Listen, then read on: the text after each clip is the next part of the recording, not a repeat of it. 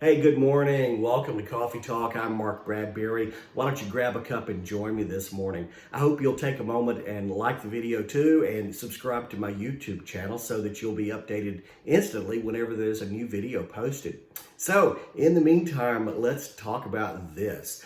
There are a lot of people nervous about the risks inherent in relationships. We talked about that a little bit the last time we had coffee together. And, I got to tell you, it comes up in a lot of conversations and people are always asking me about it.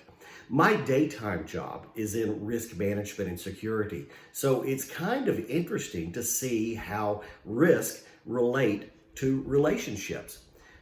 So the brief version of this is risks are typically thought of as the possibility or the chance of a loss of hurt or of injury. And we all know that there are a lot of uncertainties inherent in relationships, particularly when it comes to getting to know someone for the first time. So pay attention, all you singles out there. There is certainly a potential for negative consequences in relationships. And we ask these kind of questions. What if the person isn't worth the risk? What if I'm not ready? What if they're not ready? What if bad habits resurface? What if I can't take it? What if we run into problems? What if I get hurt? What if? The thing about risks in relationships is that they're not theoretical. They're certain. You will run into differences, you will have problems to face, and you will have challenges that have to be overcome. There's no question. So, what do you do about the what ifs? The Old Testament book of Deuteronomy tells us the words of Moses as he was proclaiming to Israel about the state of their own hearts and their failure to even anticipate the problems that they were getting themselves into. And he said this, he said, they are a nation without sense. There is no discernment in them. If they were only wise and would understand and discern what their end would be.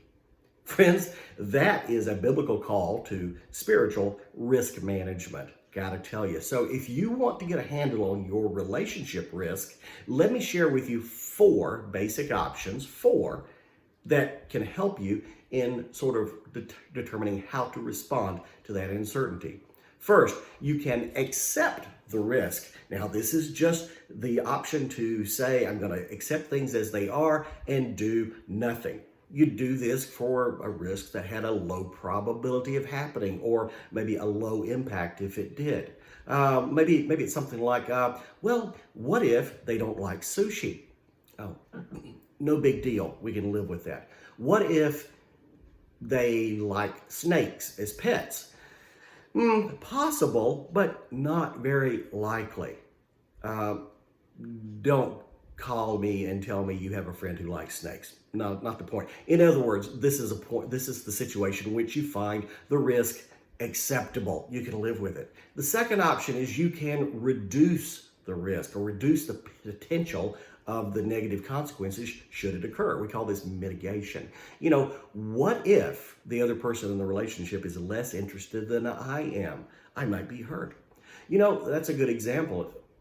In relationships, both people face risks. And in this case, it's really just part of being an adult. You might mutually address this kind of a problem by just being honest and understanding in your communication from the very beginning and setting forth that possibility. Reduce the chance of it occurring and of it being a problem by simply being open and honest about how you're going to deal with it.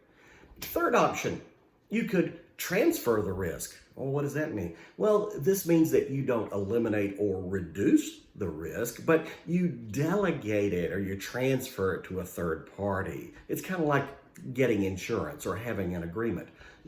Big example, what if my money is consumed in this relationship? I want to, reserve some of it. Well, this is a case where you might come up and make a prenuptial agreement. Okay, all right, got it. All right, but let's go to the other end of the spectrum. What if I pick the wrong gift and he doesn't like it?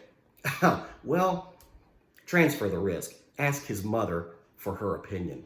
The fourth option is you can avoid the risk altogether. Now, this is sort of the nuclear option in a relationship. This says you'll close off the possibility of the hurt altogether. You walk away or you don't start at all. And questions that might come up are, what if they have an addiction? Or what if they hate my family? What if they don't share my values? This is where you're dealing with the biggies. You know, they're non-negotiables.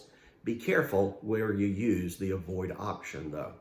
My point here is really today to give you a tool to help you in taking the questions and the worry out of things. You know, to be discerning and to be wise. Many of us have this sort of skill already, but others need an approach like this to help them make decisions. Fortunately, with practice, it's a skill that we can all develop. Now, if they don't like coffee, we might be having a different kind of discussion. But I bet I could compromise over that. If they like tea, hot cocoa, that's okay. In the meantime, enjoy your coffee.